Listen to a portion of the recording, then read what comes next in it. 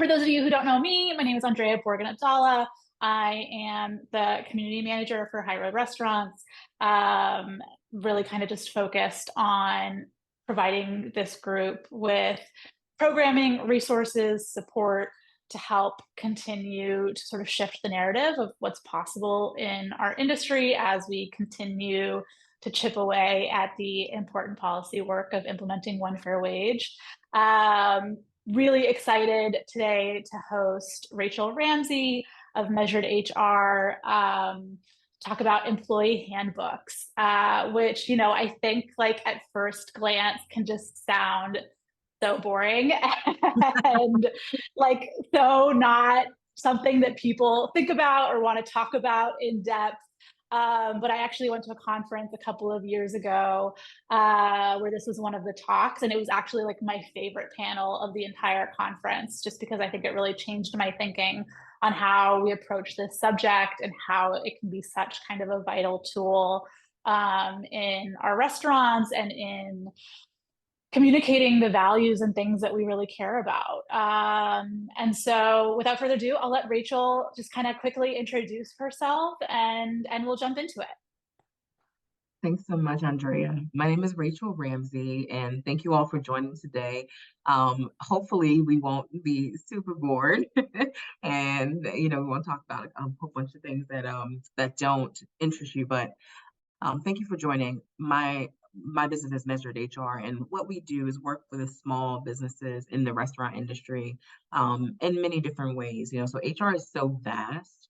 However, what we try to do is take a look at each business and assess their needs. And so I have clients that come to me for specific projects, or I have clients that come to me and say, hey, I would love for you to walk hand in hand with us as our pseudo HR manager. And so small businesses, we service anywhere between 0 to about 400 employees. That's our sweet spot. And a lot of those businesses don't have the funds to hire an internal HR manager. And so we provide that support from anything between payroll to benefits to DEI to employee relations, what we'll get into a little bit today, and beyond. So I'm excited to be here and excited to have this conversation and walk through these important points and policies with you.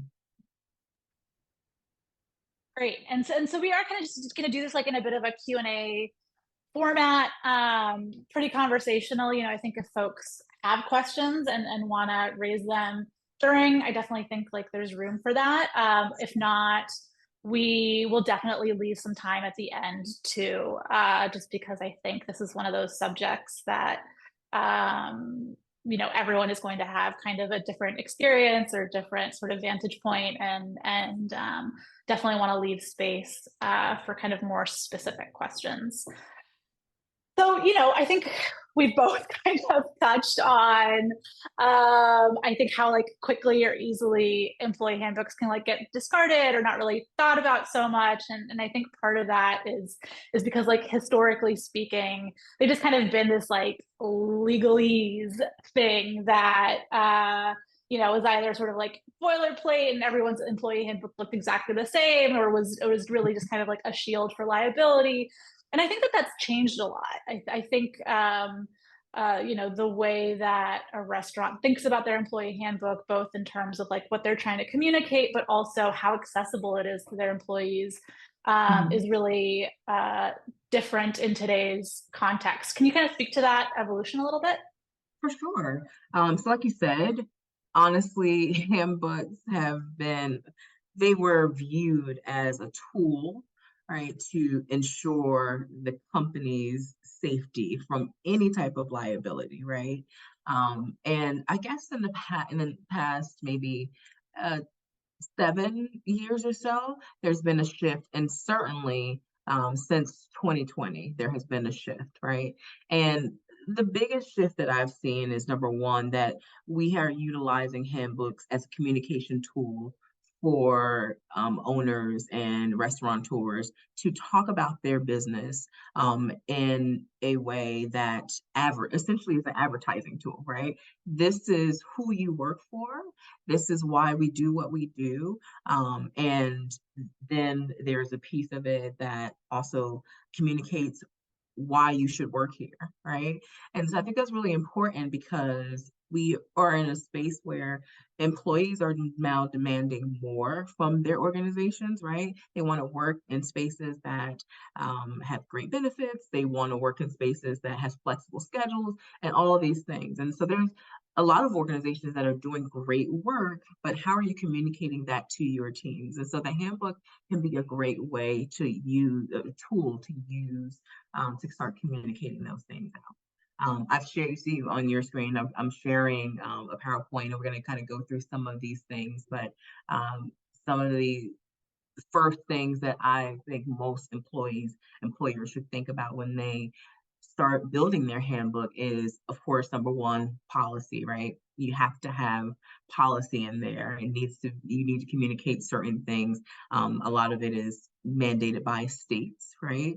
But then the second thing is values, right? What is the mission of the business? Who are the leaders, right? I've been in organizations that have honestly not even recognized who the owner is because no one knows, right? That mysterious, like the mysterious thing that used to be cool shouldn't really be the case, right? Your employees should know who you are, what you do, right? And so all these things should be certainly be in your handbook. And then the last piece, again, like I said, is benefits, saying, why should employees work for you?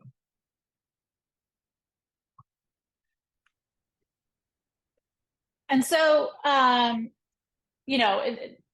each of these boxes, there's also this Mhm. piece of what you shouldn't include. Do you want to kind of elaborate a little bit on that a little bit?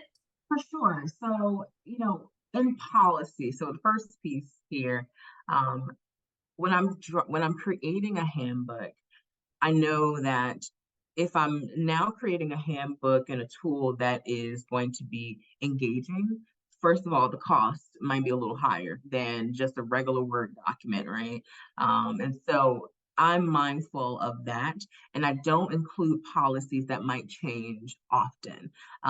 California and like New York are two states that have a lot of policies that there's always something new, right, on the horizon. So we keep certain policies out of the handbook that can be flexible. For instance, sometimes an attendance policy, right? Because sick time and things like that can change, right? Or you can choose to do an addendum and have a standardized handbook that has most of your core policies in there, but then have addendums that can be edited and changed as new laws come into play. And another thing, of course, you have to have a signature page. Don't, if an employee doesn't sign it, the acknowledgement isn't there that they received it, right? So it's really important to make sure you have that.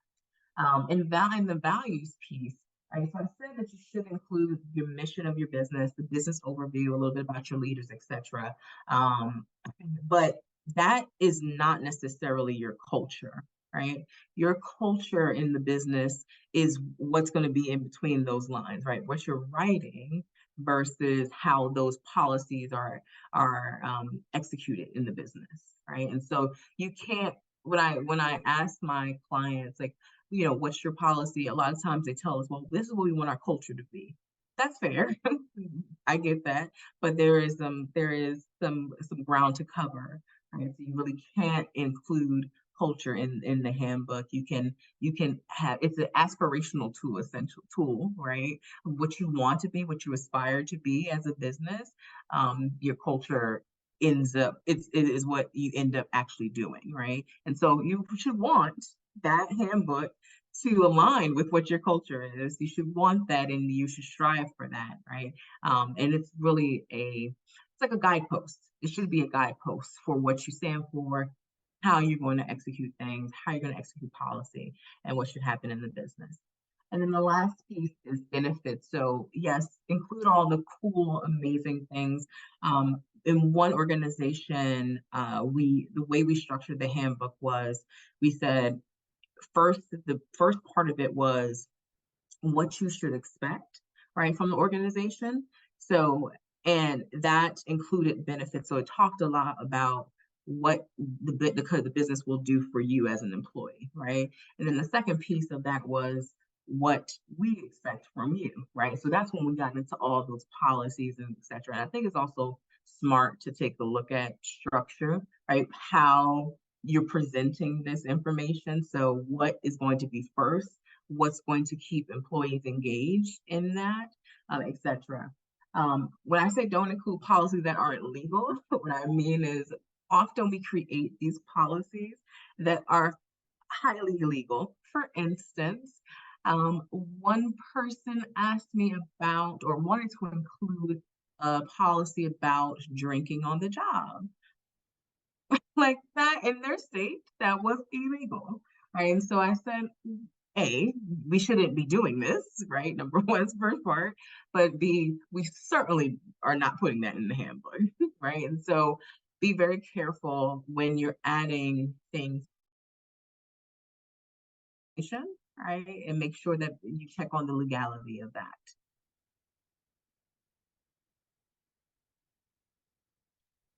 Cool. So kind of talking about sort of Mhm, legality and mhm, kind of legal considerations.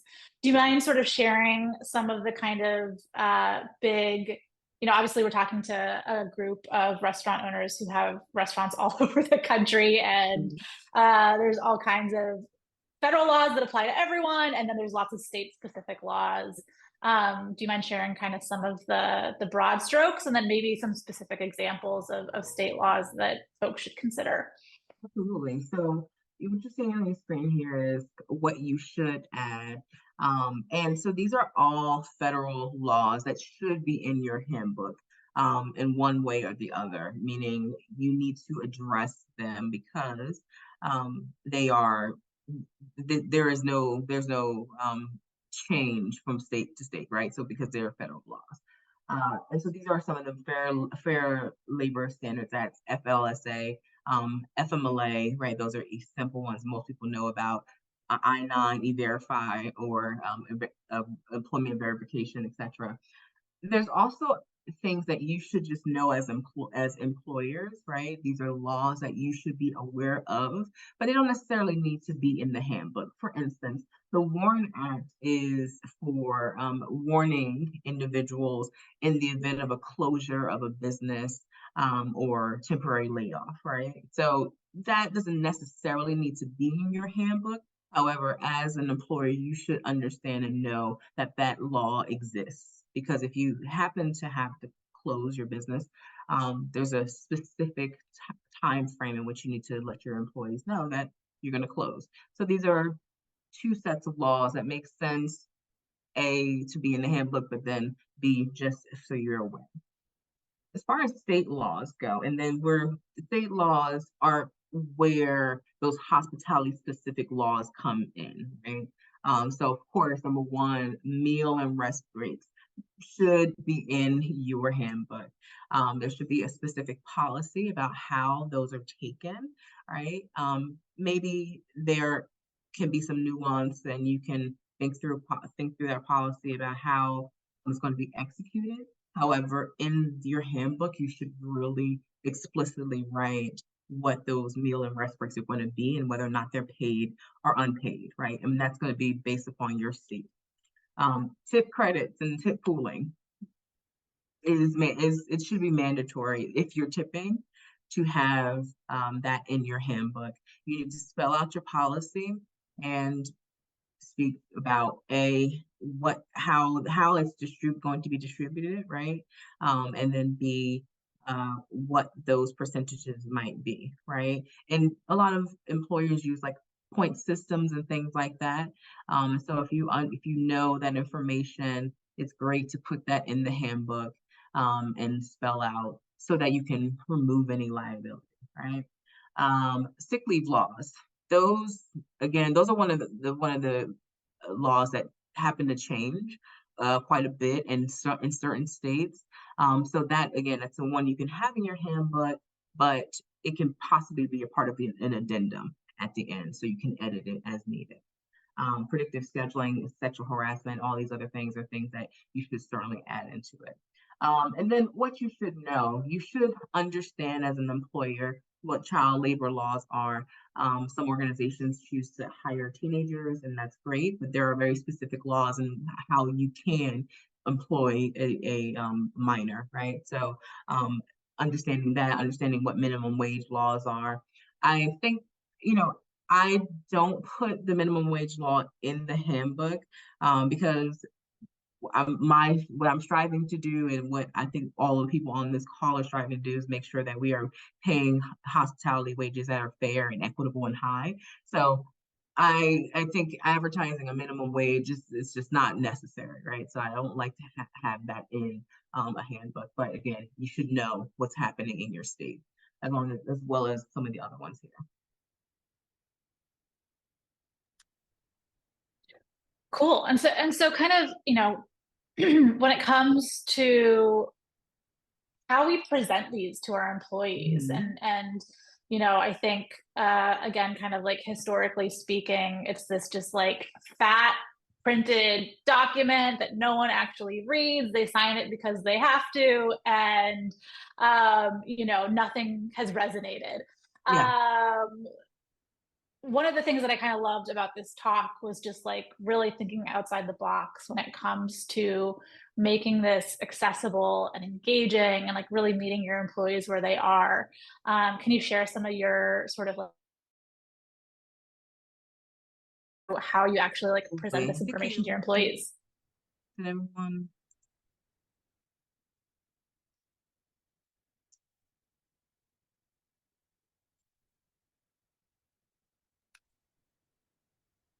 Can everyone still hear me?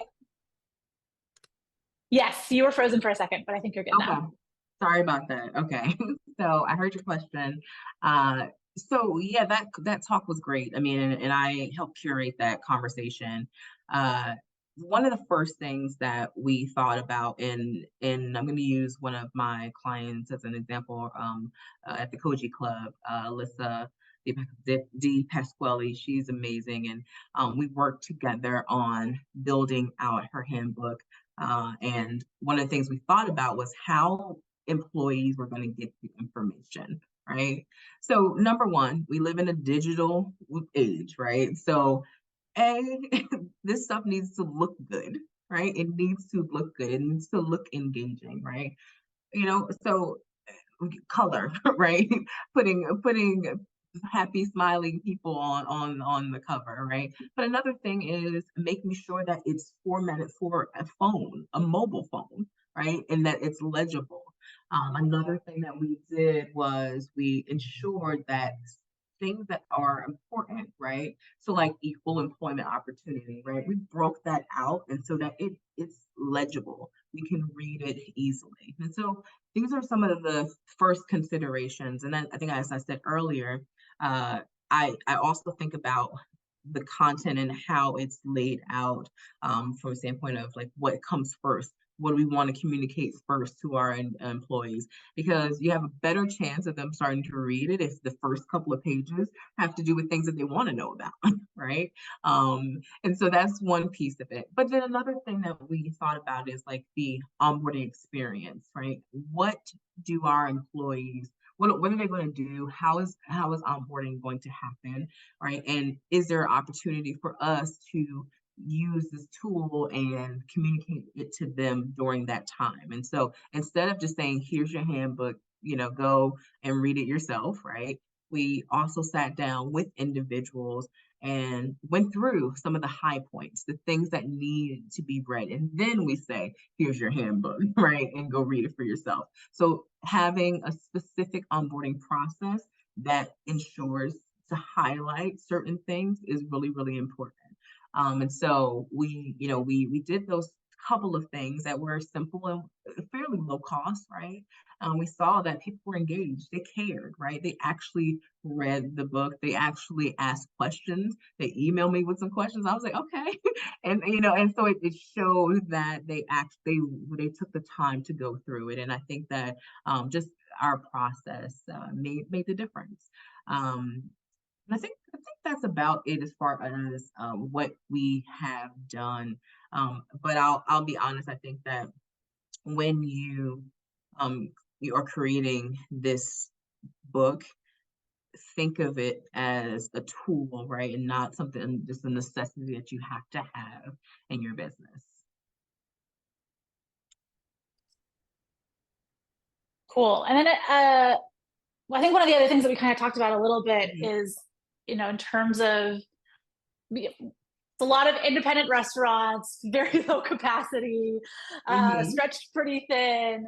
What are some resources or systems that you recommend that kind of help facilitate some of this stuff? That is a great question, and you're right.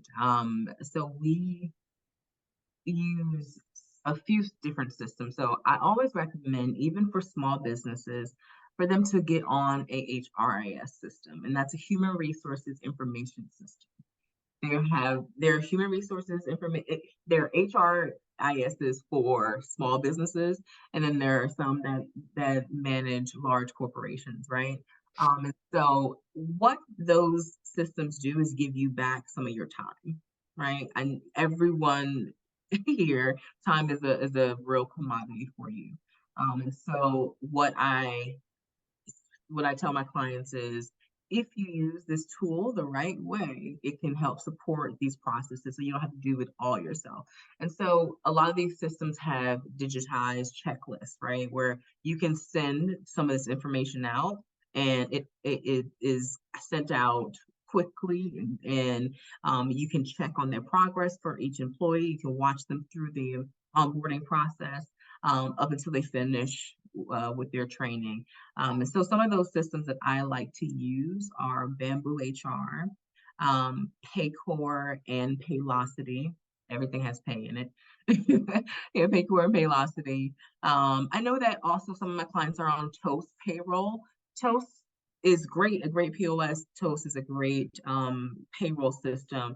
However, they don't really have the large breadth that other HRIS systems have. And so, once you can afford that, and some of these systems can be as low as about $20 per month um, per employee. So if you have 10 employees, right, $20 per month. And I've seen some even go lower than that. It all depends on what you need and what you can afford. And some are month-to-month contracts, which is great as well. So you can stop at any time. So I one thing that we do is try to pair each business with the right fit for them. Because it's very specific based upon what type of service you're doing. If it's quick service, if it's full dining, restaurant, etc. So those are some of the tools that we've used in the past. Cool. And I know we kind of mentioned this a little bit earlier, but when it comes to you know, a lot of some of these things are kind of moving targets, Hmm. and so ensuring that things are kind of up to date and that you're able to sort of share updates with employees as sort of effectively as possible, while also ensuring, kind of like from a liability standpoint, that you have their sort of sign off. I have to imagine that these systems help facilitate that. Absolutely. But outside of maybe some of these systems, what else do you recommend? I know you kind of mentioned the addendum sort of idea. If you could just maybe like elaborate on that a little bit. Yeah, so I would say first things first, like you should update your handbook and keep it updated um every year, right? If and just you're checking, you're trying to see, okay, is there any new laws? Is there anything I need to change? And yes, an addendum helps because if you need to add something, you're not paying or you're not requesting that your HR team update the entire book, right? You're adding an addendum to the end of it. And so that's a simple way to get that update and ensure that um, everyone signs off on that. A lot of my clients also use Google. Honestly, Google Work, Google Suite is an easy tool. You can probably do a Google form to get an acknowledgement, right? And then you'll have an spreadsheet with a timestamp, etc. So that works as well. There are some low cost options out there, and I think Google is a good resource for as well. So just again, keep if you're in a state like a California, a New York, etc., update that handbook every year. Some of the other lax states, I'm now in Georgia, they're a little lax, and I will say that some clients probably need to update it every 2 or 3 years. That's that particular state. But it all depends. And I think that you part of what you can do is take a look with your HR team if you have one. If you're not, you can reach out to someone like me, who can tell you, hey, yes, this looks good, or no, we need to do all of this. Great. Were there any other examples that you wanted to share, or should we move on to progressive coaching? Oh yeah. I just showed I showed the one example of the coaching club, so we're good. Yeah, we can move on. Excellent. And I think we have a question. Rachel, do you want to unmute yourself and ask? Hi, Rachel. Hi, Rachel. Um, if you update a policy in between updating handbooks, how do you deal with that? So what I would do is create that standalone policy, right? Get that sent out and signed, and then the next year I would incorporate it into my handbook. Oh, just send it. I got it. Just send it separately. And then if you have a new employee, should you incorporate it now or incorporate it as an attachment, as like updated? It depends. So, I would say that you don't want to get into the habit of updating multiple times a year. It's Right. just a lot to really keep up with. Right. And so for instance, if you have a time where it's your review time and we review handbooks in January, maybe because it's dead, right? And we're less busy than the holiday season, right? So we say we update in January. If a policy happens in June, right? Again, we have that standalone policy, and then the next January, I'm going to add that. And so in that interim time, we would still send out that policy as a standalone to all new hires, but then in January, incorporate that into your updates. Cool. Thank you. You're welcome.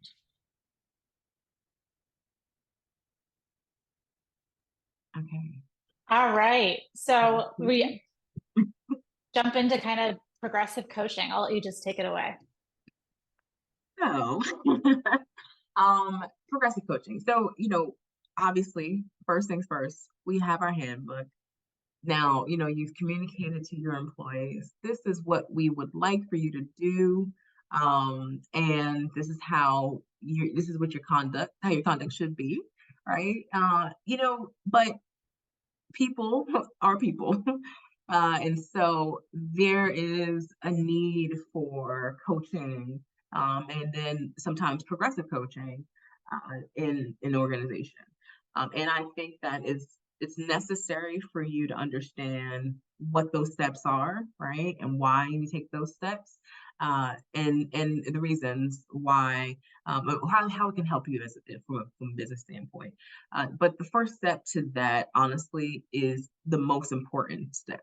And so when we're talking about progressive coaching, the first piece is coaching and development. I have a hard time holding people accountable if they have not been told, if they haven't been trained, right? If their manager doesn't mentor, right? It's really, really tough to jump over this step and then say, hey, we're going to terminate this person. Now, there are some egregious things that like to call like one and dones, right? Terminable offenses. However, I think that this step is more important, like I said, than others. And so it's important to have a good performance management process in place.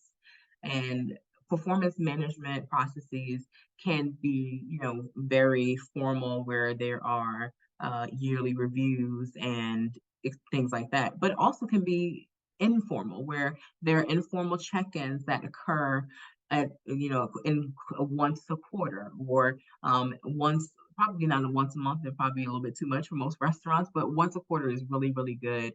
And then maybe there's a biannual larger check-in that counts towards a performance review, that might count towards an increase in their wage or something like that. But that having that step in place is important to set the foundation for what is to come, right? If you want an employee to grow, if you want an employee to excel, if you want an employee to get to the next step, right, you have to invest in them.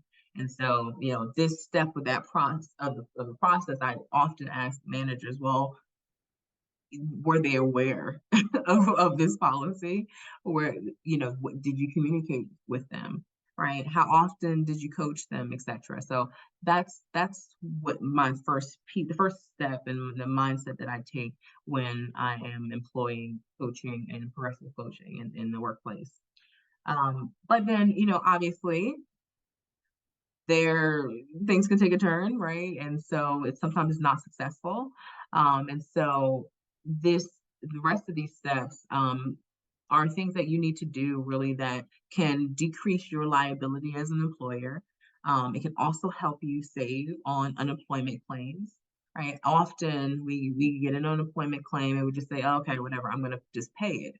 One of the things that I would do when working in New York is I will look at every single claim and take a look at, did this person sign a handbook, right? That's the first step.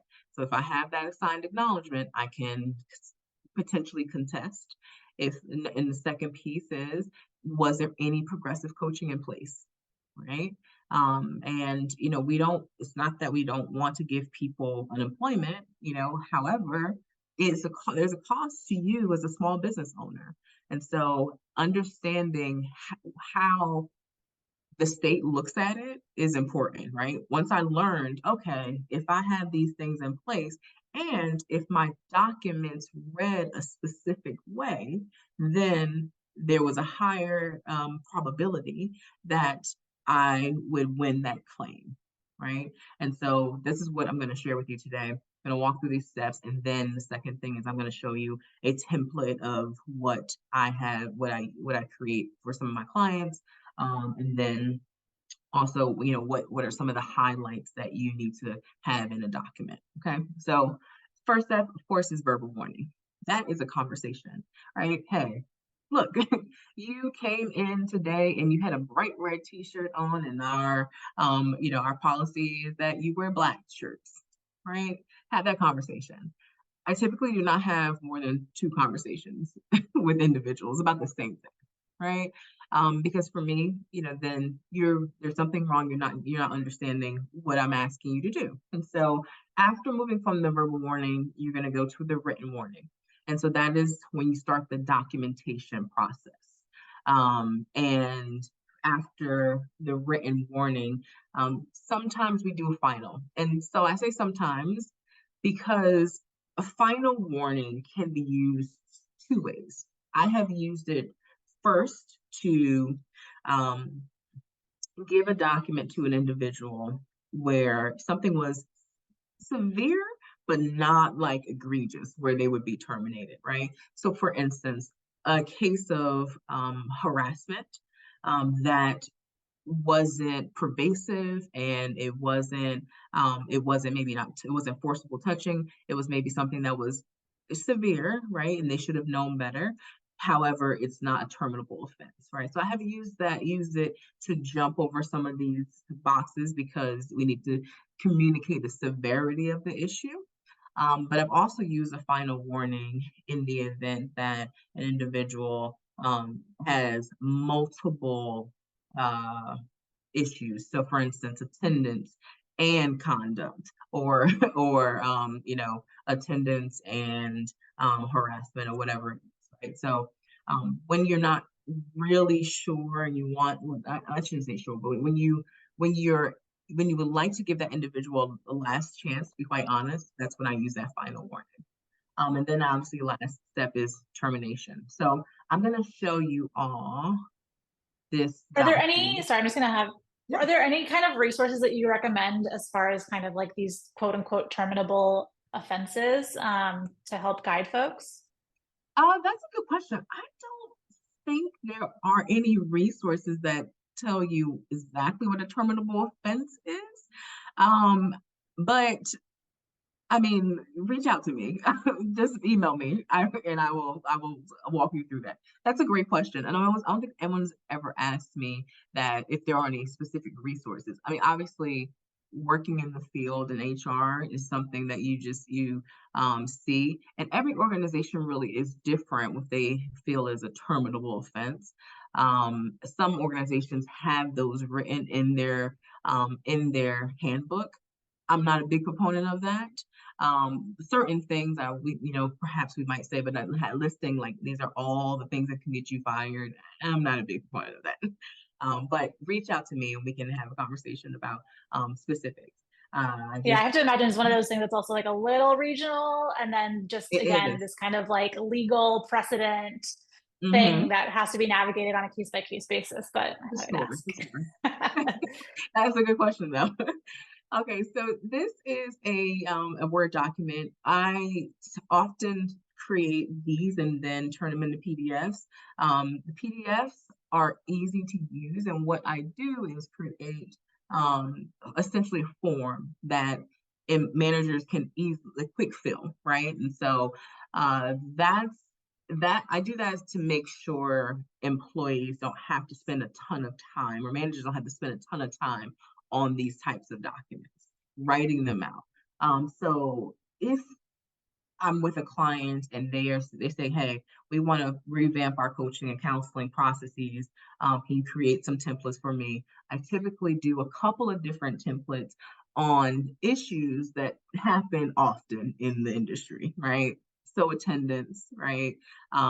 Poor conduct, customer service issues, things like that. And so we keep a bank of templates where managers don't have to create language, right? Is all the legal language is already in there, and they all they have to do is essentially fill in the blanks, right? So fill in the date, fill in what type of warning this is, fill in what the dates are, right? So this one in particular is an attendance infraction. So let's start with the top. These boxes at the top: location, date of issuance, employee name, manager name, type of document, etc., witness name. This is important for the Department of Labor in your state, right? They want to know this information. Who gave it? When did the document, and when was the document given, etc., right? So these are not just here because these are here because it's necessary for the DOL. Second piece, they want to know what happened before, right? What's the previous history of this individual? Is there any previous history? Did this person get a document before, right? Etc. So that is a clear piece that your Department of Labor is going to want to know in the event that you move this to a contested state, right? So, and that's, I think it's also important that you're communicating to the employee that, hey, listen, this is a progressive conversation, right? We've had this conversation before, and this is the date, right? So you're putting some key things: the date that the person received it, the type of warning it was, and then the second piece here is the description of the incident. So this is where, again, we create this language so that managers don't have to create it, right? Because they are not legal minds, right? They don't understand HR, right? Like someone in HR would. So we support them by ensuring that this part of it is covered. And then the next piece here is listing the infraction. So this is an attendance document. So it's listing all the dates in which this individual was late or, called out. Okay, so then another piece that's important is the action taken, right? So what is going to happen? So this document, right, is either a final warning, written warning, or termination, etc. So you put that information in, And additionally, one other thing I would add that's not on here is when that employee received their handbook, right? I would ensure that that's on that so we can know they had this policy, right? And they understood the expectations. And the last thing here is signature, right? And witnesses are really important because number one, a lot of things can happen when you're having tough conversations, right? And so emotions flare, employees can get very upset. And so you want to make sure you have a witness to what occurred, right? And you have that support. So if it can be two managers, that's great. A manager and a supervisor, that's great. I think it's great training for supervisors to start to learn how these types of conversations are had. And so, bringing them in and looping them into conversations like this are good building block for them. And that's really how you do it. This is for me is best practice for employers. Having a template like this and additional templates in your arsenal can save you a ton of time, and then helps you have the time to actually coach your team, right? And so if you're not worried about like, oh my God, I have to write these documents, I don't know what to say, I don't know what's legal, etc. Right. So then, your focus is on actually coaching those individuals and making the time to make sure they don't get to this stage. Yeah. Yeah, I love that term coaching because I think it's so easy in our industry to kind of like fall into the trap of sort of everything being a little bit on a whim and a little bit less systems oriented. And, I think especially in this like age post-pandemic, when we're talking about employee retention and how we bring people back to our industry and how we get people excited to work in restaurants again, so much of it really revolves around our ability to like engage and inspire our employees and really have these systems in place so that we can check in with them and make sure that they're growing and learning and feeling like they have a future in this industry. If it's just the same clock in, clock out, Right. make minimum wage, and maybe potentially get fired without actually having a clue what happened, which I think happens a lot.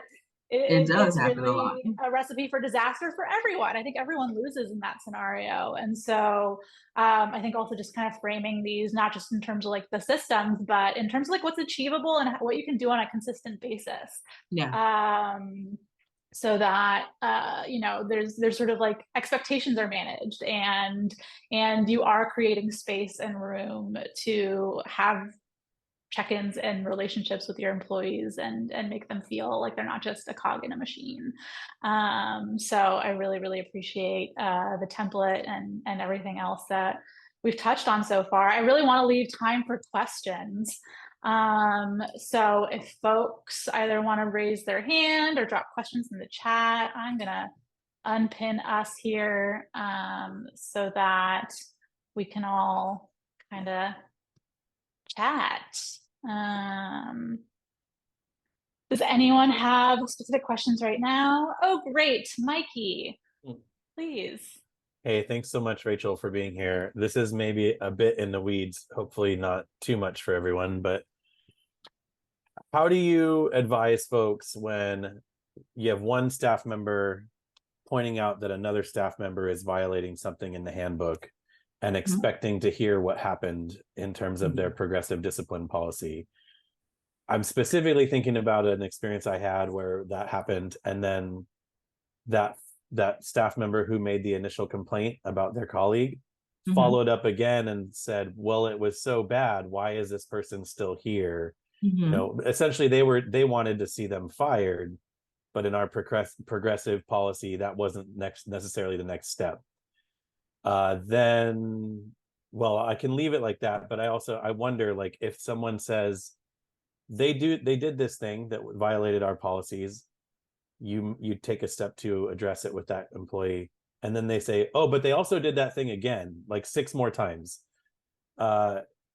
is there something you advise in terms of how to address something that one employee believes they deserve to see a particular outcome from, rather than, I don't know, internally? Is my question making sense? Sorry, I'm a little awkward here. It's okay. Your question makes sense. Mhm. I think I had this situation happen about 2 weeks ago. So it happens quite a bit where an individual brings a complaint to us in HR, and they have a perceived outcome in mind, right? And so what we tend to do is first take that complaint, right, and say, and I let them know ahead of time that we will take your complaint under advisement. B, I will follow up with you, but only to tell you that we have completed our investigation, and you don't have to be concerned about it any longer. I also ensure that that individual recognizes that every employee is entitled to privacy, right? And any of their disciplinary action falls underneath that. And so we would never divulge what any employee's disciplinary or corrective actions are, right? And so I essentially tell them, just like I wouldn't divulge yours, I will not divulge anyone else's information. Now, in terms of if this is one instant, right, and this person comes back and says, okay, but they did it 6 more times, right? Then I would have to investigate that, right? If someone is telling me something, just like the first instance, I would have to investigate that. And if there is some validity to that, then perhaps there may be a termination. But I ensure them, I make sure they understand that we make the decision on the type of discipline, right, and the level of the discipline, and it's going to be fair and equitable across the board. So that's something I communicate to that individual in our first conversation whenever they bring in this information to me. And so, I'm fairly stern too when I say that, because I want to make them understand that although they can come to us with a complaint, we have to be the decision makers, right? And us in management, and because it can quickly turn into, well, I got this person fired. That's not, and that is not something that I would want to have happen. B, it's not good for morale, right? And so I make that clear that we will make the decision and determine and investigate everything ourselves and then move from there. Thank you. Appreciate it. You're welcome. That's a great question. Any other questions? I guess I can ask a budget question, Rachel, and sorry to monopolize the time.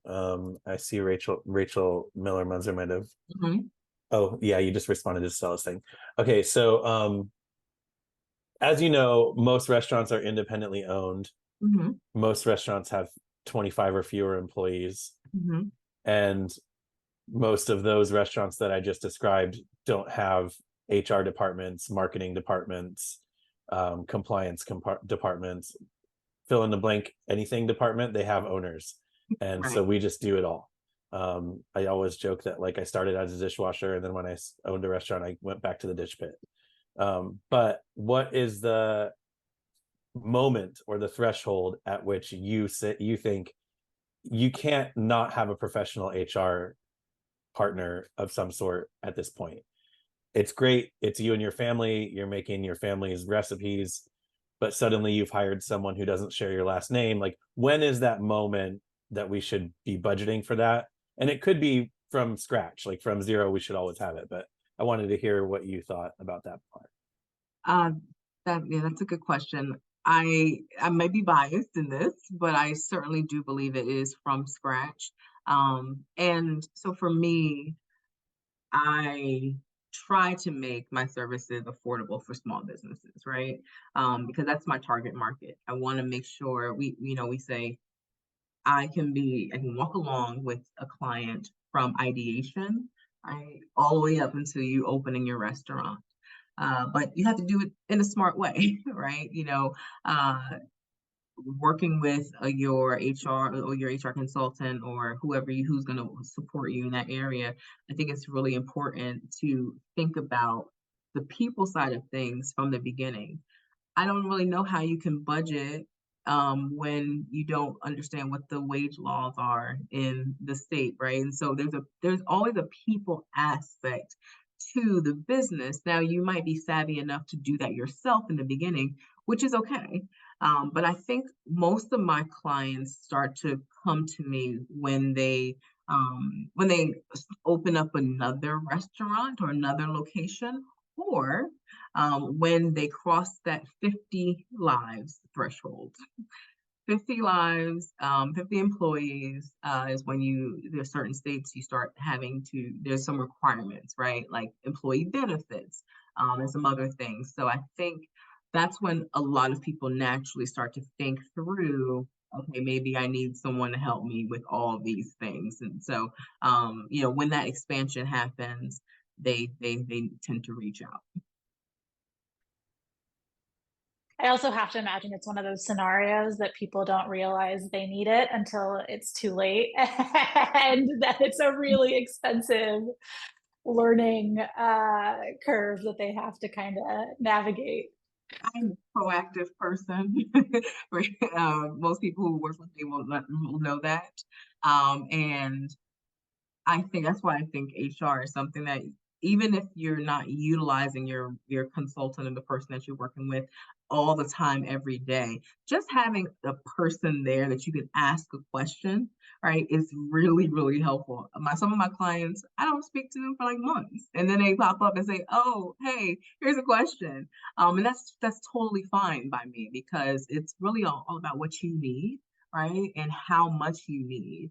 And so you get to determine that, you get to establish that relationship and the cadence. And so, yeah, it's always better to have the protection, have the person in your corner to support versus not. All right. Thank you so much. Rachel's provided me some of the materials that we went over that I will be sure to share with you all via email. And kind of, just as far as these calls go, we are sort of narrowing in on a cadence of trying to do something every 2 months. And every other call will kind of be sort of similar to this one, where it's like kind of more educational and webinar focused. And then every other one will be more of like a roundtable conversation among members, spotlighting some sort of specific issue area. So if you ever have issue areas in mind that you'd really like to bring to the table and sort of talk amongst this sort of community with, please let me know. I'm always looking for ideas, but that's kind of what to expect as far as future member calls go. So anything else from anybody before we kind of wrap up here? Anything else, Rachel, that you'd like to part with? No, thank you so much for the opportunity. I think you can send out my email address, and if anyone has any questions, feel free to reach out. I'm more than happy to help. Yeah, Rachel, go for it. I'll just say we're working with Rachel Ramsey now, and per your recommendation, and for anybody on the call that's interested in a reference, if you're thinking about hiring her, I'm happy to chat. She's a terrific resource. Thank you, Rachel. She didn't pay me to say that. I paid her to say that. Oh my gosh. I love it. All right. What a great note to end on. Thank you all so much. Really appreciate your time and joining us today. And I'll see you at the next one. Thanks, everyone. All Bye. right.